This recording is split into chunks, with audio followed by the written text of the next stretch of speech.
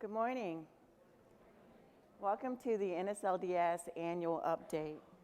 We look forward each year to giving you the latest news on NSLDS, and we're lucky today that we have the best seats at the conference. Today, we're going to be covering gainful employment, which is a major project for NSLDS this year. We're going to highlight a little bit about updates to enrollment, but we encourage you to go to our enrollment sessions. Eric Hardy is going to talk to you about student borrower eligibility and what we've done for Perkins loans. We're going to talk about updates to federal loan servicing, about the cohort default rates, and updates to our student web access. And we're going to talk about what we're planning for 2017. Oh, by the way, I'm sorry. My name is Valerie Sherrer, and this is Eric Hardy. So the big thing that we worked on this year on NSLDS was gainful employment. And if you will remember at last year's conference, we had a number of sessions on what we were calling our challenge solution. And we worked with a number of pilot schools on that challenge solution, and they found a number of issues they asked us to address. So it was then decided that we would build on what we had already done on NSLDS by collecting GE data, that NSLDS would then become the method of challenging GE data. So NSLDS quickly got up to speed, and we created our first phase of the challenge process. And the challenge process starts with a completers list.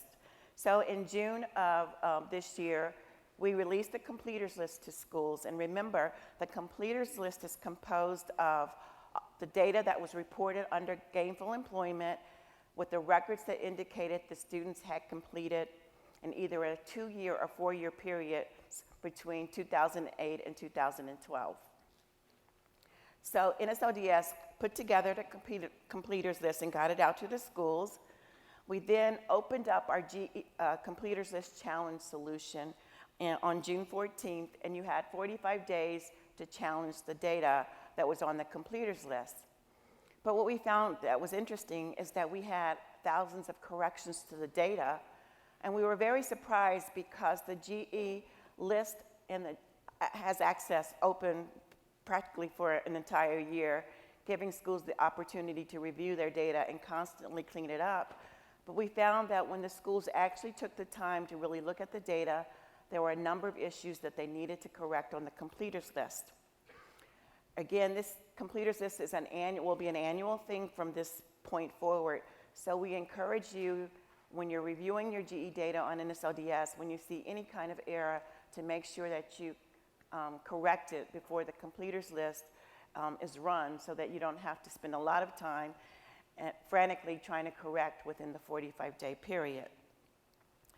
Once the completers list challenge period closed, we reviewed all of your corrections. Most were accepted.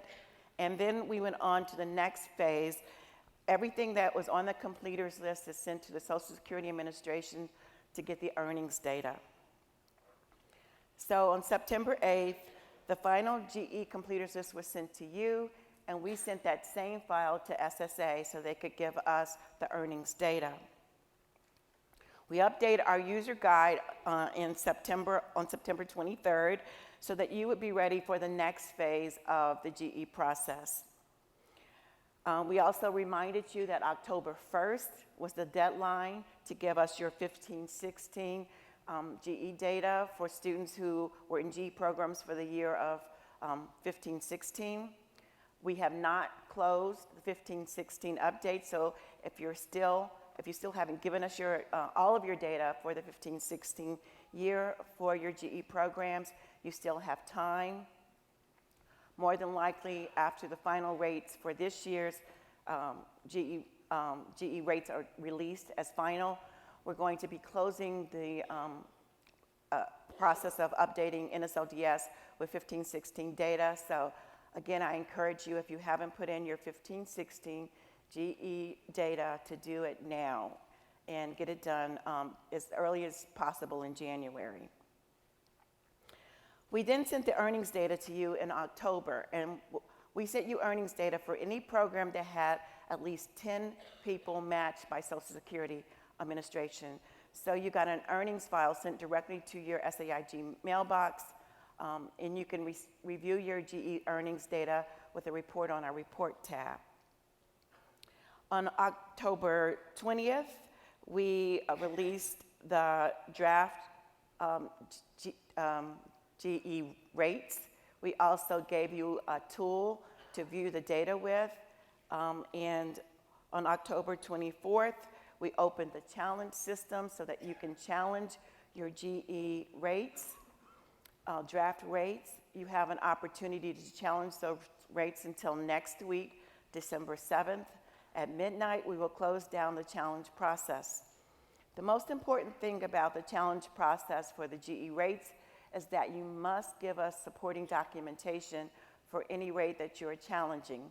And we've given clear instructions in the GE user guide, and there are a number of things on the IFAP that will show you the directions for entering challenges, the documentation requirements, and using NSLDS. We plan to issue the final rates in and sometimes in January. And again, once we issue those final rates, we will start the next year's process. One of the things we heard when we were putting together our challenge solution from our pilot schools is that the GE backup data, there's a lot of data, and it was difficult for schools to manage and read all of the data that we were giving them. So we created a GE viewer tool, and we also gave, when we were doing the completers list, we gave a tool for the completers list, and we gave a spreadsheet tool so that you could download the data either by program or the entire file that was sent to you, and you could review the data either by program or by student.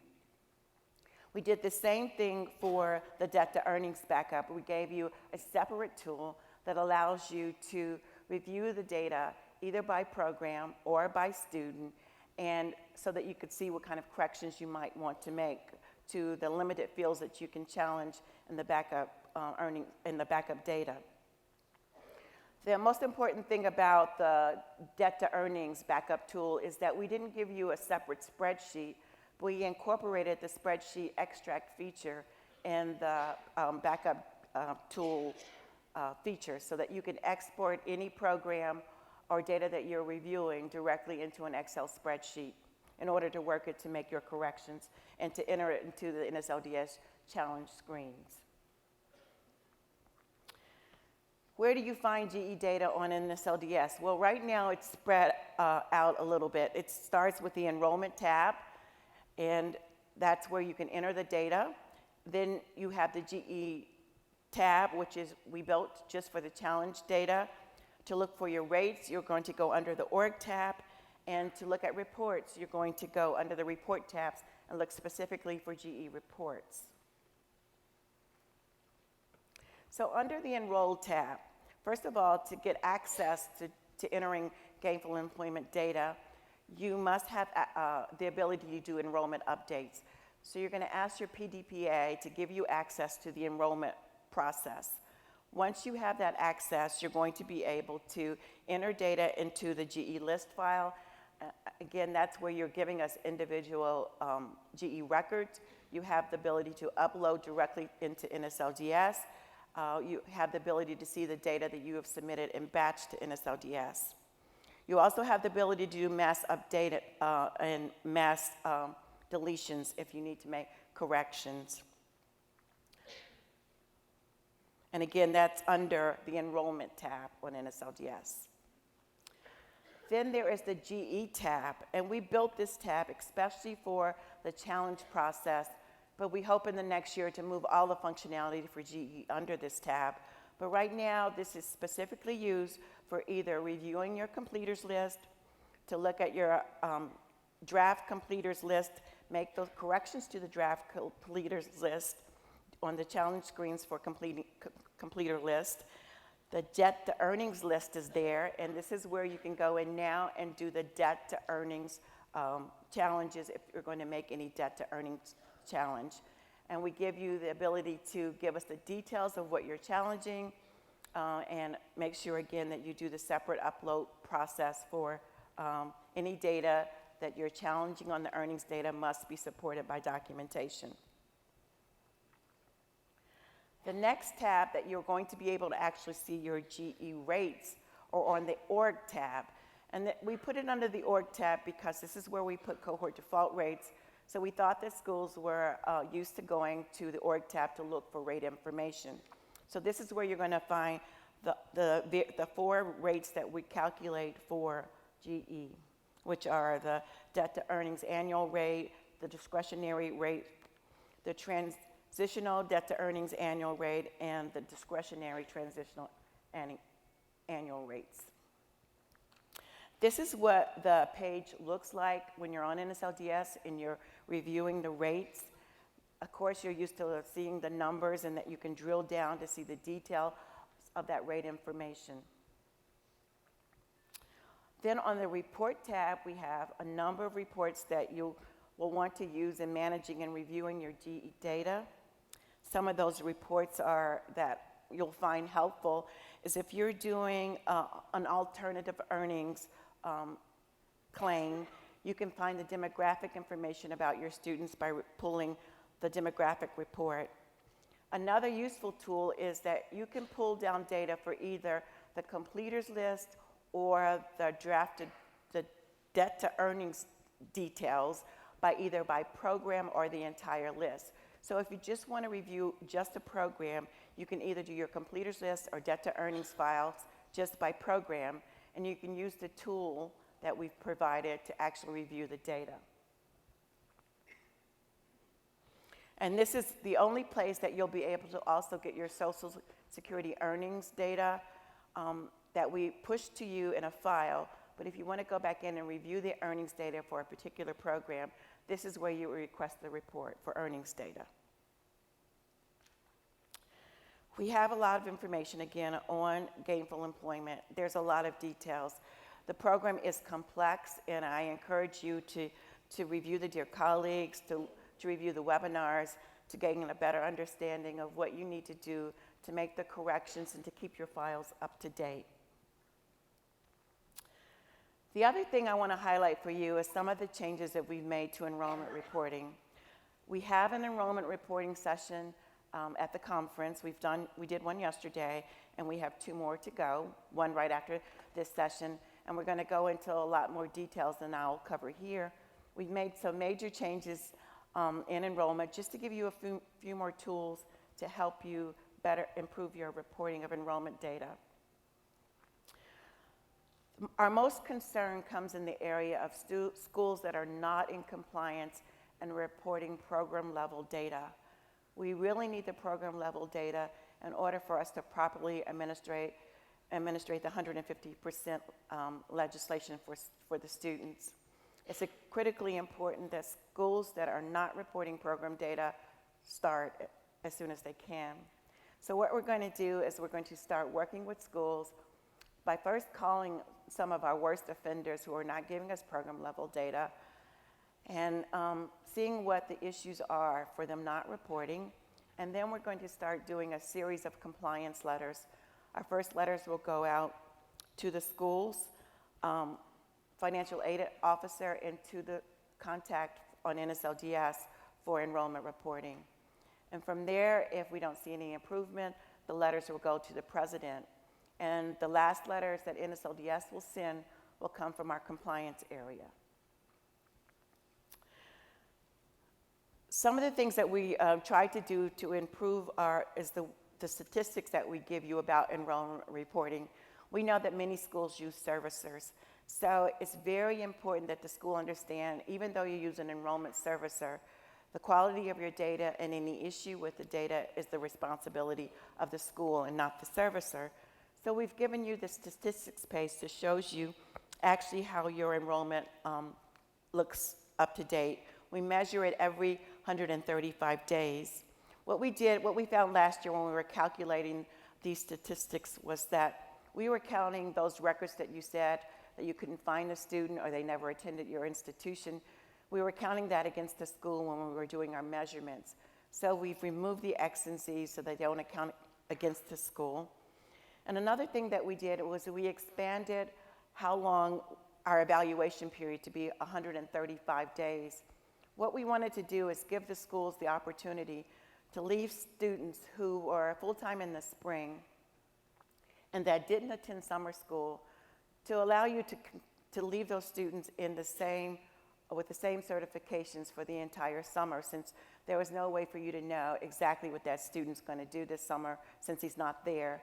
But if he was full-time in the spring, you could leave him full-time in the spring, but early in the fall, you have to give us the updated enrollment on that student. So we stretched our review period out from 65 days to 135 days, so schools wouldn't be penalized for any summer enrollment that a student wasn't in school and you were leaving them at a full-time status. We have these little warning icons on the page, and those icons can mean either that you are late in reporting your enrollment or that you have not met our 90% threshold of updating enrollment, or that you were both late and have not met our 90% threshold. So we just want to warn you, because eventually those warning icons are going to mean that you might be getting a letter for us for not meeting our thresholds. Another thing that we've done is we've created new reports that allow you to monitor what your third-party services are doing so that you can see what your errors are. This is something that we heard at last year's conference, is that schools don't get their error reports because we send your error reports directly to your servicer, your enrollment servicer. So now you'll have the ability to pull down a report from NSLDS that will show you exactly what your errors are. We also have enhanced our search capability on NSLDS so that if you see that you have a low percentage and you have a warning icon that you're not meeting our threshold, you can go into NSLDS and you can run a report that's going to pull up the records that have not been certified or that are late in their certification, so that those records can be updated and you can get rid of the warning icons. One of the common errors on NSLDS is error 38, saying that their certification is too old. This report will allow you to focus on those errors so that you can update directly online to correct them. Another thing we wanted to do, based on feedback from schools, was to give you the ability to track what your servicer is sending. So we're giving you a submittal tracking screen that will show when your enrollment files are reaching NSLDS. Half of the screen will show you how big the files are. So if your servicer sends your records in with another or several schools, you'll see how big the file was that we processed. But the other half of the screen will show you your individual statistics about what was in your file to NSLDS. One of the things we wanted to make sure that we allow you to do is, and we always encourage you to do, is add students who are new to your institution to your enrollment rosters. One thing that you can do is to use this screen to tell us about students who plan to attend, but that date might be in the future and you don't want them to be on your enrollment roster too early, or you will be giving us an X or a Z because you have no record of the student. But now you can give us a date about when that student plans to enroll, so they won't appear on your enrollment roster until that planned date. We also have the ability for you to look at certificate. We've given you all kind of new sort filters for looking at your enrollment data and to update that data. And again, we focus on the certification date as a feature for you to provide us the update. So you can sort again and update only those students with late certifications. The key is to keep your statistics so that you're not getting letters from us. When you make an update, first you sort on that screen, and that will give you the students, and then in order to update those students, you will go to the enrollment maintenance page, and this will allow you to put in the enrollment information for their students that have old certifications or any kind of correction you want to make. Basically, we give you the ability to sort on specific issues, and then this page will allow you to update that specific set of students. And we'll also give you a count of the students. So if you're looking for how many students have late certifications, we pull them all up for you with that sort, and you will see how many records you're going to need to correct.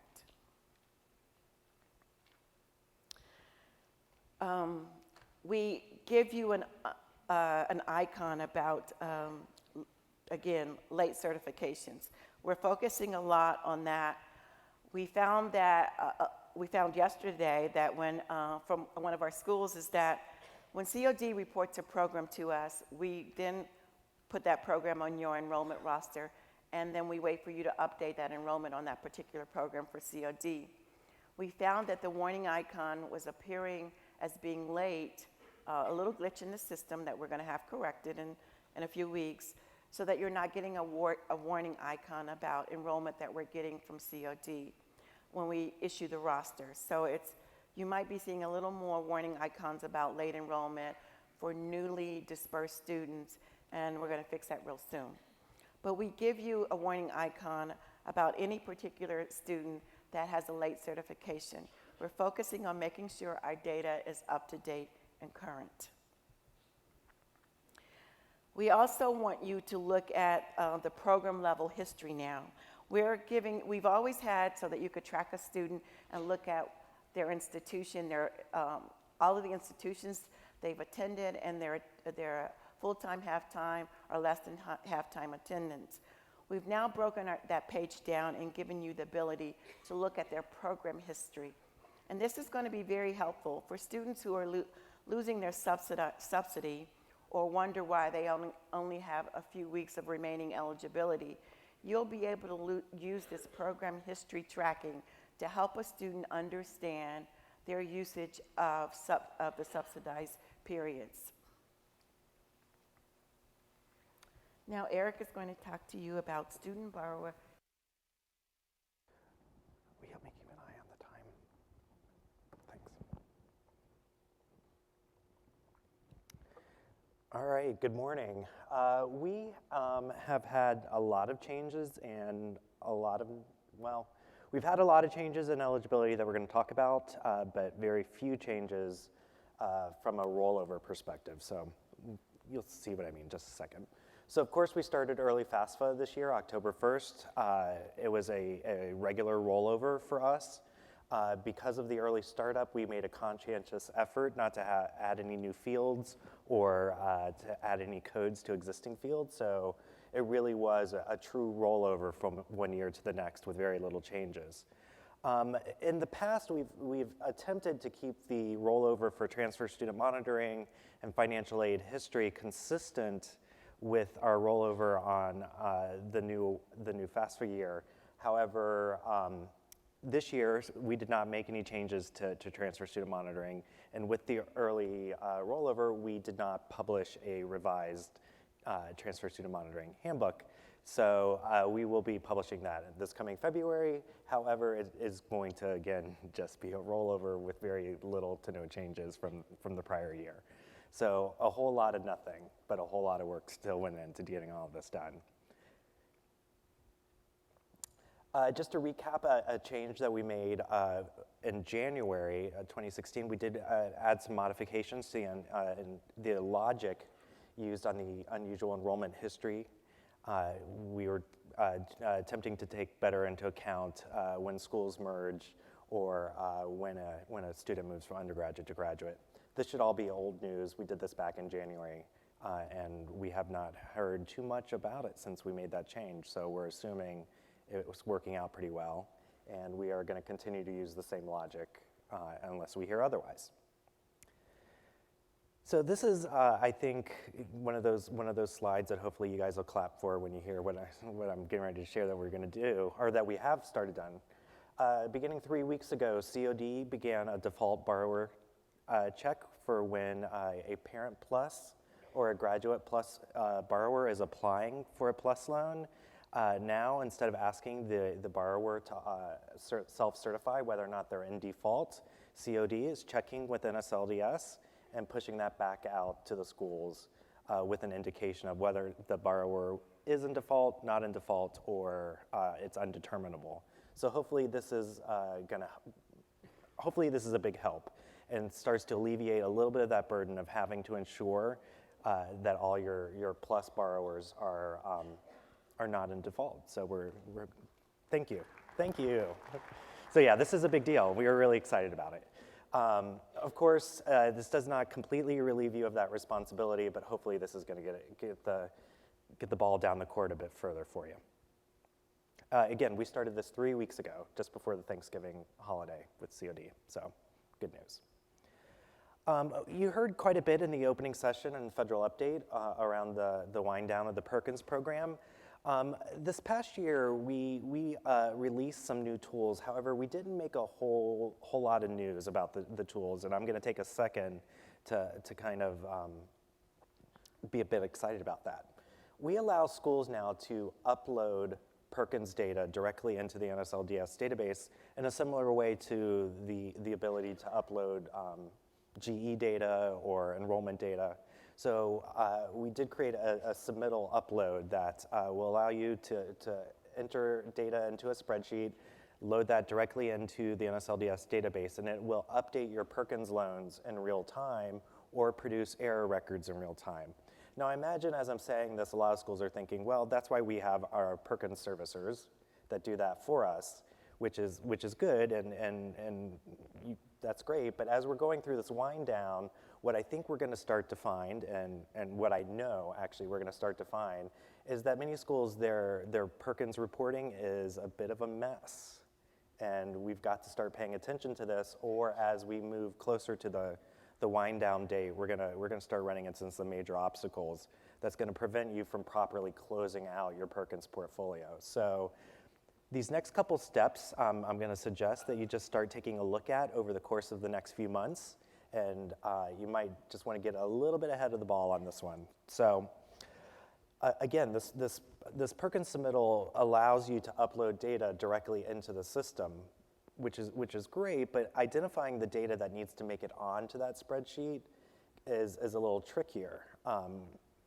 So what we have the Perkins reconciliation report, and it's REC 005, and the Perkins reconciliation report produces a spreadsheet of all of your Perkins data in the exact same layout that the Perkins submittal process uses to upload the information into the system. So our suggestion is that you run this Perkins reconciliation report. It's going to lay out all of the fields that are available for reporting into NSLDS, and this is a good opportunity for you to reconcile the individual loans that are coming through on your reconciliation report and go ahead and get those updated and uploaded right into the system. So what you might find when you run your Perkins reconciliation report is that a borrower consolidated their Perkins loans into a direct consolidation loan. However, you guys might have missed getting that updated to the proper paid in full through consolidation status. This upload process is a perfect opportunity to go ahead and get that updated into the correct status with the correct status date. You can find all sorts of different problems. We often see loans that should have been paid off or that were paid in full that are left hanging, or loans that should have been transferred to the default management collection system, or loans that should have been transferred to the federal Perkins servicer. So I think this is a really cool tool, and we're really excited about it. Although it got a little lost in all the other exciting news we had this year. But now, as we are looking at the wind down coming up in the next little while, we do want to make sure that we're starting to pay a bit of attention to this. We had a number of changes to the federally serviced data that's available on NSLDS FAP. And again, a lot of this is going to be old news. We announced it as upcoming in last year's conference, and then we released these changes, I believe, the week after the conference. So at this point, most of this information has been available for the past year, but we're going to go ahead and just recap it a bit. So we did release the new repay, revised pay-as-you-earn payment plan. Again, this was implemented in December 2015, and it essentially gives our borrowers new options under how they can repay their direct loans. Of course, anytime we have new repayment plan, that means new repayment plan codes. And then when we are talking about repayment plans that offer borrowers forgiveness, we have new forgiveness codes as well. On the loan detail page, so when you initially view all of a borrower's loans on the loan history page, you drill down into an individual loan, so we're at the loan detail page. We did update the definition for the date entered repayment to be the disclosure date. So the trigger for a disclosure date being updated is anytime any of our federal servicers are disclosing to the borrower what the borrower's repayment term is, the servicer is updating the disclosure information that's provided to NSLDS.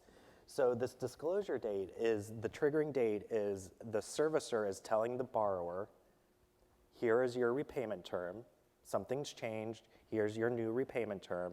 At the same time, the servicer is going to report that repayment term information into NSLDS. So we wanted to make that clear by no longer calling that the date entered repayment or repayment plan date entered, but rather we did want to make it clear that it is the date that the borrower is disclosed to. So borrowers receive multiple disclosures throughout the life cycle. So each of those disclosures is a trigger for reporting into NSLDS updated repayment terms. We are also now displaying the first payment due date following that disclosure. So again, effective as of the date of disclosure, this is the first time the payment's due following any individual disclosure. If the borrower is on an income-driven repayment plan, we're displaying the anniversary date. This is not always the drop-dead date by which the borrower has to recertify, but if we're getting near this date, it's getting time for the borrower to recertify. We have some different options beyond the anniversary date for when certification has to absolutely be completed, but this anniversary date is more of a warning of when certification needs to be started. Again, with the repayment plan, we added 2 new repayment plan codes.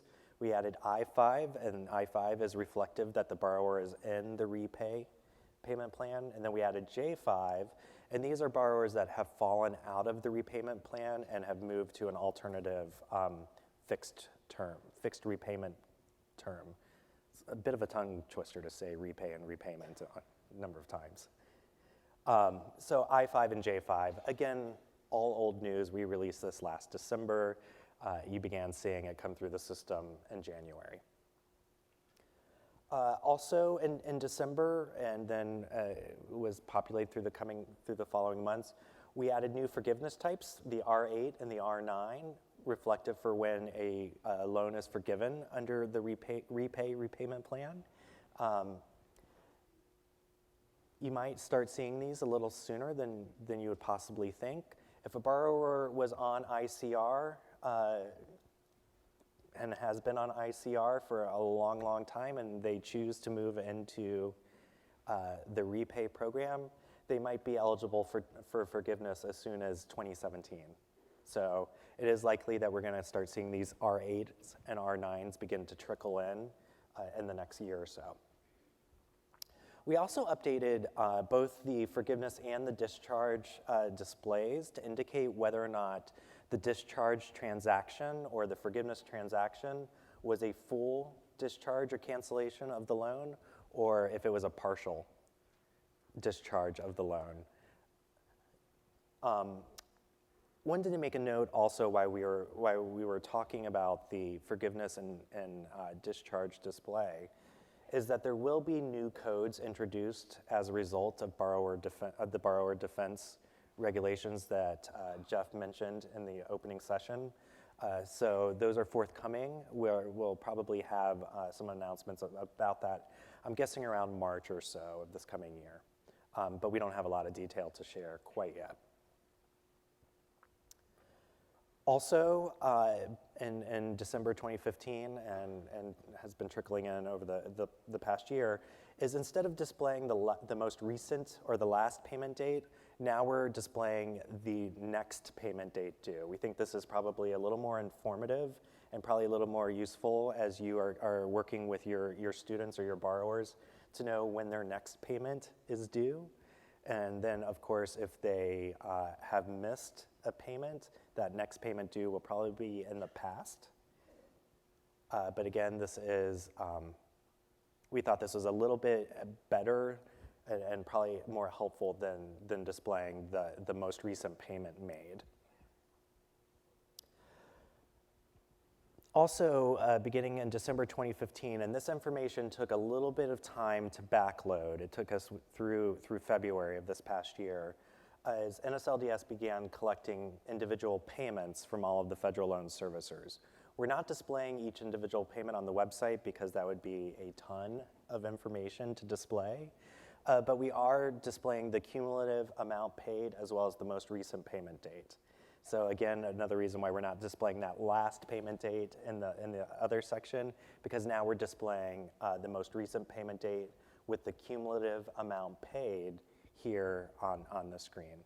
Again, all of this information is down at the individual payment level on the database, and we're rolling that up and making it cumulative for the display to you on the website. So again, we did begin displaying this in December. It did take us through February to get all of the information backloaded. If you think about that, we had millions and millions and millions of records to load into the system from all of our federal loan servicers. However, we did complete that process in February.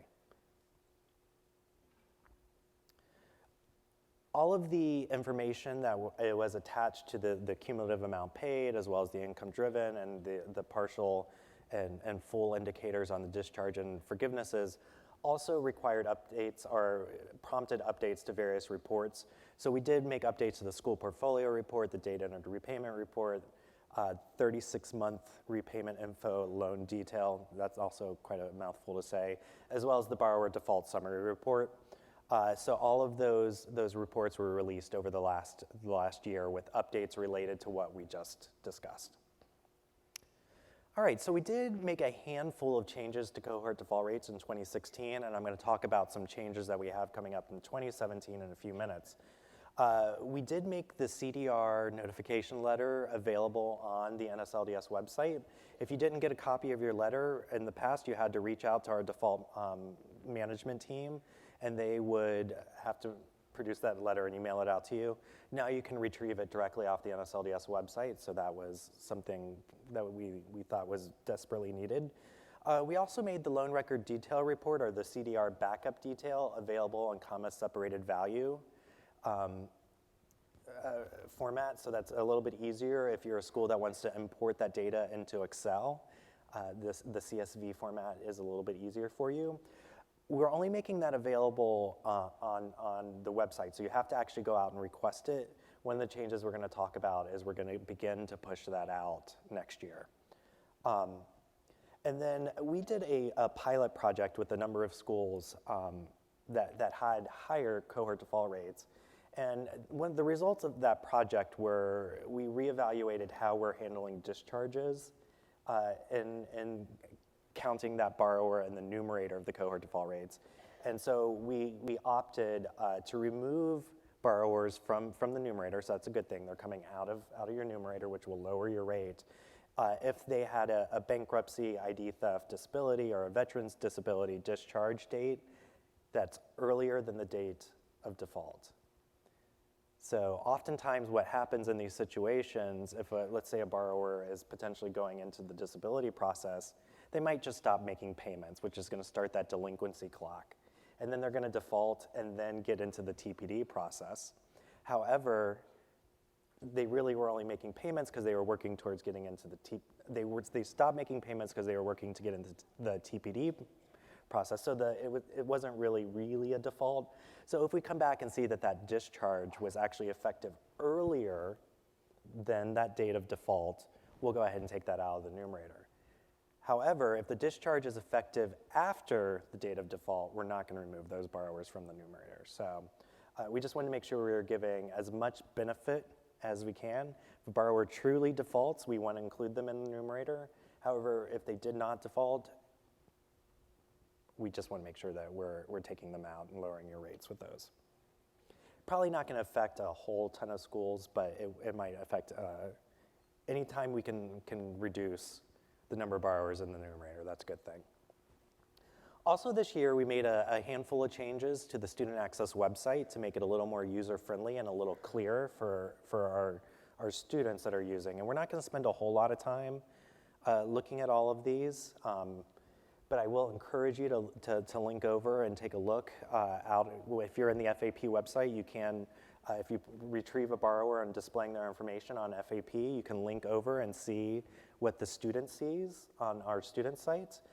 We did update the ribbon with a new order, as well as you can see below in the boxes. We wanted to make the navigation a little bit clearer to what the student had access to when they were pulling up the information. So hopefully we've added some better descriptions, and we're making those links available directly from the landing page so that the student can go immediately to whatever it is that's applicable to them. We also updated our description on the enrollment tab to make that a little more helpful for students that are reviewing their information. And then you can see we've also added down below the program enrollment history. So prior to this year, we did not display that program level data on the Student Access website. So we did make that information available. And then you can also see we included the effective date of the campus level enrollment data as well. Of course, one of the major drivers for students reviewing NSLDS data is to help them determine who their servicer is. So we did also want to highlight that the student could see that and how they could navigate to who their servicer is on the website itself. We also kind of revamped the look and feel around the My Student Data download, as well as the 150% subsidy usage data. And then on the loan detail, many of the same details that we talked about displaying for our professional users, we also added here on the student site. That includes the IDR anniversary date, the most recent payment effective date, the cumulative payment amount, current repayment plan, and also the PSLF matched months. All right, so that's a pretty high-level recap of what we've done over the past year between all of the stuff Valerie talked about in enrollment reporting, gainful employment, and then the changes we just discussed. So all that said, we do have some stuff coming up in 2017, some good stuff.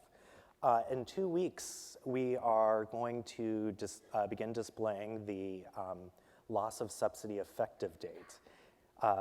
I don't know why we didn't think schools needed to see this when we launched 150%, but it was definitely an oversight on our behalf. So we are updating the subsidized usage page to display the actual date on which the loss of subsidy is effective. I think this is going to be very helpful for schools that are trying to figure out why a borrower has lost subsidy. This will help you narrow right into where on the program level data where the trigger might have been for the loss of subsidy. We're not going to discuss it in a slide here, but we're also we're going to begin a project to make a timeline or a pictorial view of a borrower's subsidy statuses as well. So essentially, we're going to attempt to overlay the usage periods with the individual loans with the program level data so that you can easily see where overlapping periods of those two might have also triggered loss of subsidy. It's a bit of an undertaking. We know it's a complex thing, and so we're taking our time and making sure that the display is right and makes sense for you as users to better understand what's triggering a loss of subsidy event. We are also going to release a new enrollment reporting. This is the program level certification report. This came directly out of this session from last year's conference. We had lots of requests to duplicate the Sherrer 4 report, SCHER 4 report, with program level data. So we plan on definitely doing that, and it should be available early 2017.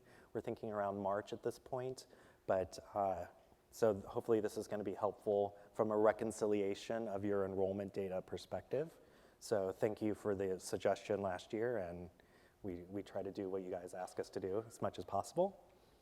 We're also working on a program enrollment comparison report. Again, suggestion that came out of this session at the conference last year. Essentially, if we see discrepant programs that are created by COD on NSLDS through the creation of a loan or a grant, or I should say a loan, soon to be a grant, and we see a different program come in from you as the certified program, and those two things don't match, we're going to identify them here on the report for you. We're not saying that there's anything to be done. In fact, I've stood at this podium many times and said we expect to see different programs coming in from COD versus what's being reported from you and certified through the enrollment reporting process. But we are identifying when that occurs, and then you can choose to resolve if a resolution is necessary. Again, directly came out of this very session last year, so we're happy to do this for you. Also, that one should be available in March 2017. We're also going to enhance the reports that can be scheduled and distributed on a regular basis. So we're going to add the borrower demographic report, the date entered repayment report, the 36-month repayment info loan detail report, as well as the borrower default summary. We're going to make these scheduled reports so a school can go out and tell us that they want us to report, you want NSLDS to deliver this report to your mailbox once a month, once a week, every other week. Any of these 4 reports will now be available with the other myriad of reports that are already available to be scheduled. So we are working on getting this stood up also in spring of 2017. However, with making,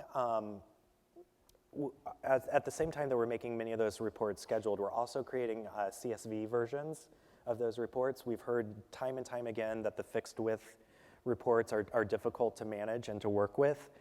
So we are going to make a number of those reports now available in CSV. However, anytime we do that, we do try to create distinct message classes associated with each version of the report.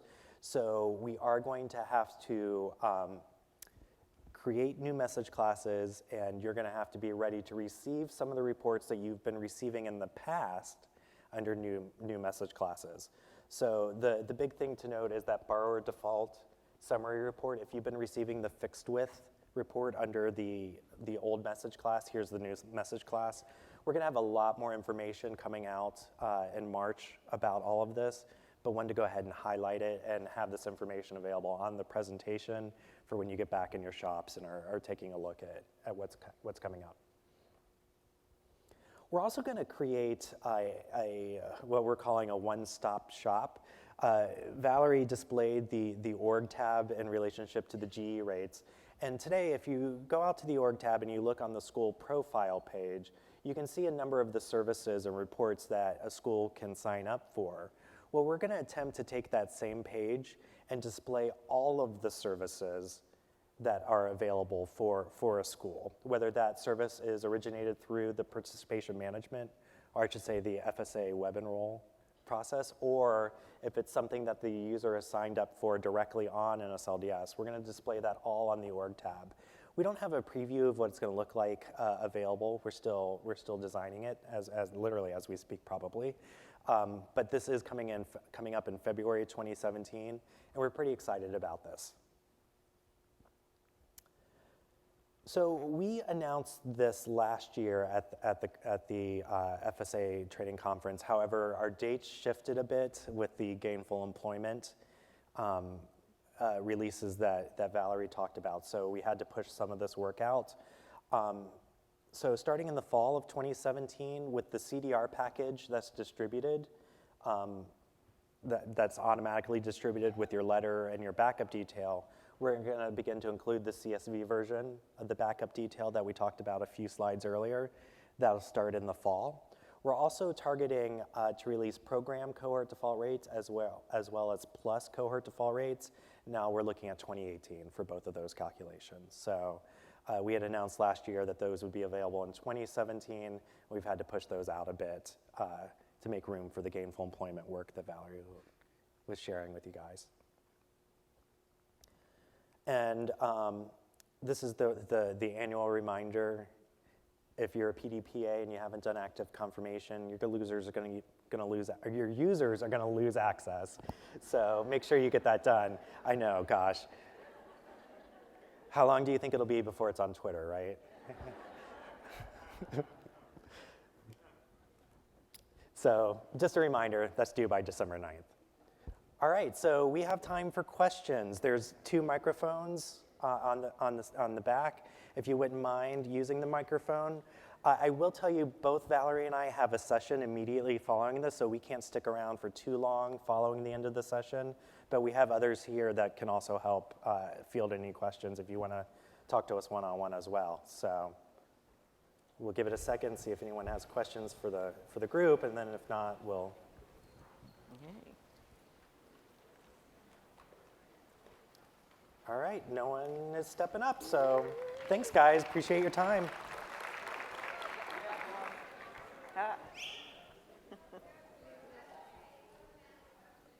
Oh, yeah, sorry, I didn't see you there.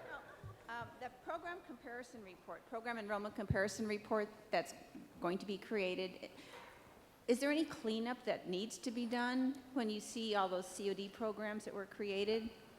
So it all depends. And so that's why it's up to the school to determine if there is a problem or if that's an expected result.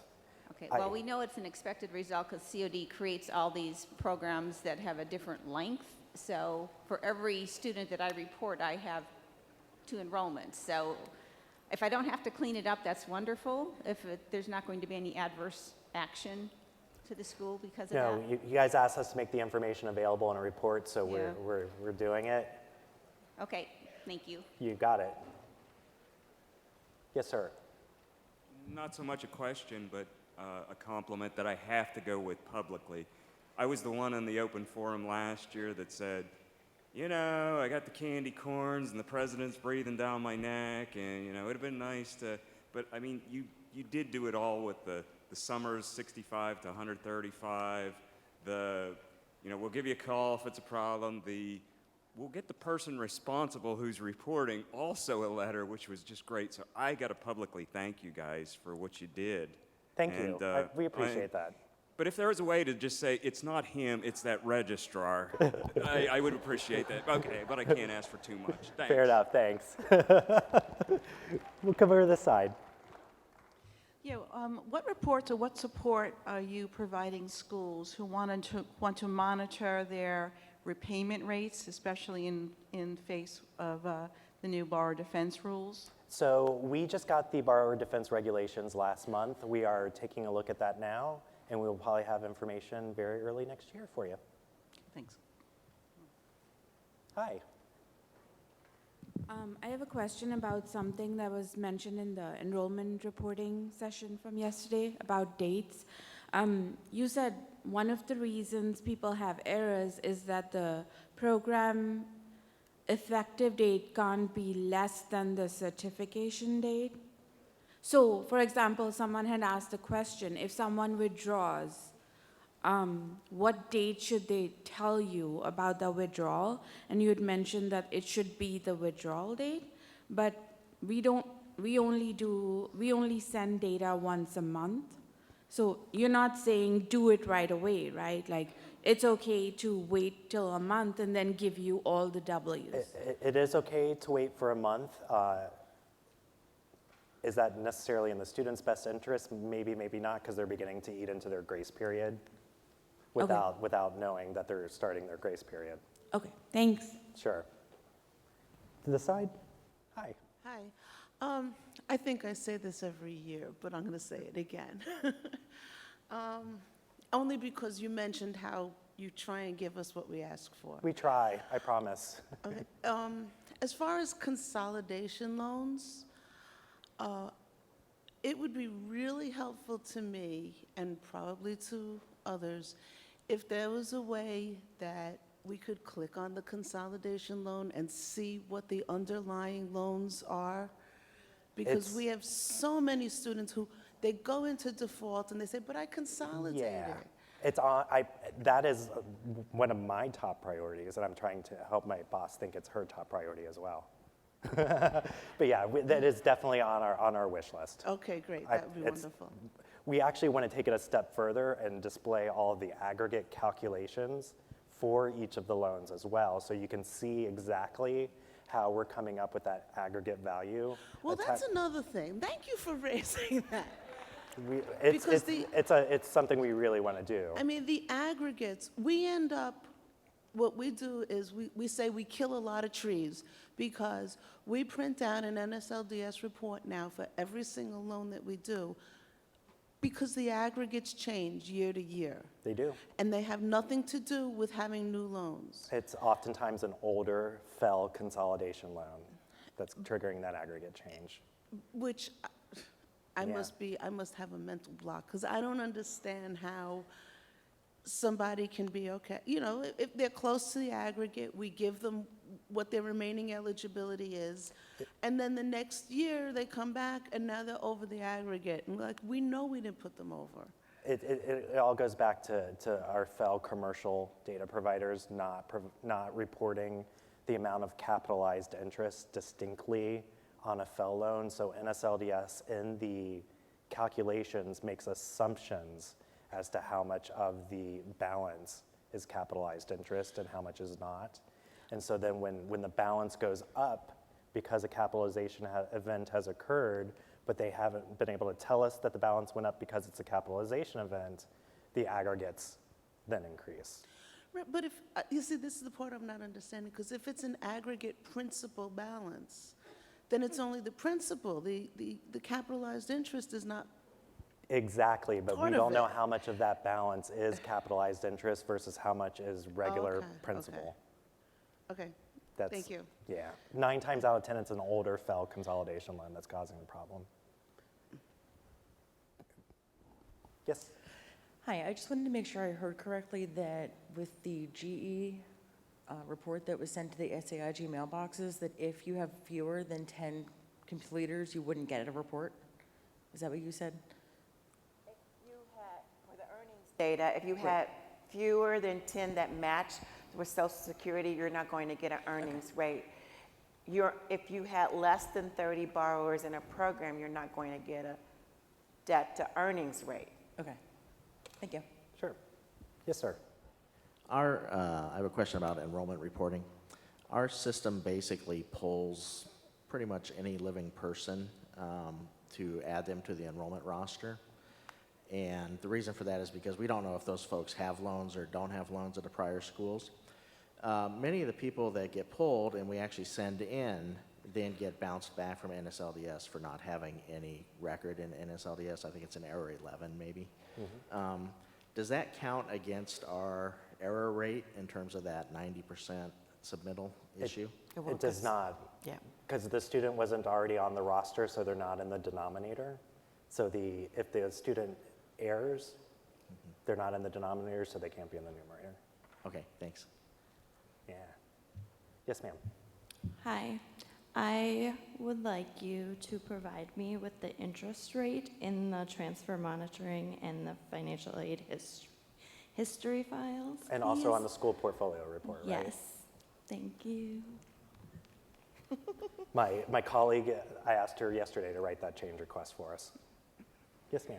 I was just wondering, is there any reconciliation that happens between the COD system and NSLDS? We recently had a student who contacted us about a discrepancy in the loan amount, and it was upwards of about $9,000. COD and our institution had the correct amount, but NSLDS did not. we were asked, when I called COD to find out how to resolve the process, they said it was the school's responsibility to contact the servicer to confirm the loan amount, and then if that loan amount was right, or if they had a different amount, to tell them that COD has the correct amount, and then they would research that and then update NSLDS. I kind of felt that that was a burden on the school, that we're kind of forced to reconcile an amount that is correct with COD and the school. And I didn't know how that happens in the back end and why the student would be responsible for identifying that type of issue. So that is the service, it is the servicer's responsibility to ensure their reporting to NSLDS is correct. The servicers have a number of tools in order to do that.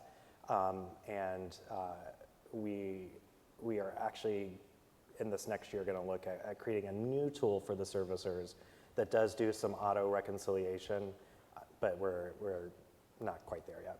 Okay. Yes, ma'am, I think this will be the last question. I don't know you can do much for this because it's more, this is the frustration with schools, and it's with debt management and their defaulted loans and how they don't use NSLDS properly. And I don't know if you guys have been preaching it too. It's so frustrating because I have to moderating so many students that have 6 months default clearance letters to make sure, did they not? Because if they lose and didn't make a payment, then I have to not give aid, but there's no clarification. And so there's a lot of difficulties. And then I'm told from NSLDS that debt management is almost like 2 years behind. I'm updating their information. And it's like, why is as a school, I have to update within 60 months or 60 days of my enrollment. Why isn't debt management given the power or given the resources to get their information update?